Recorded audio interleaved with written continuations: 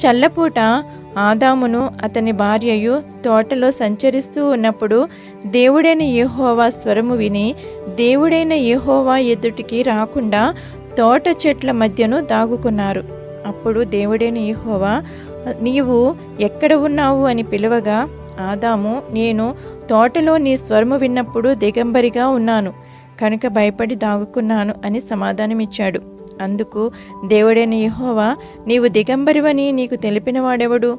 నీవు తినకూడదని నేను నీకు ఆజ్ఞాపించిన వృక్షఫలములు తిన్నావా అని అడగగా, ఆదాము, నాతో నుండుటకు నీవు నాకిచ్చిన ఈ స్త్రీయే ఆ వృక్షఫలములు కొన్ని నాకియ్యగా నేను తిన్నానని సమాధానమిచ్చాడు.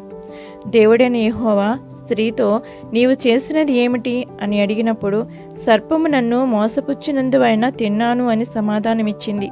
దేవుడైన యెహోవా సర్పముతో, నీవు దీని చేసినందున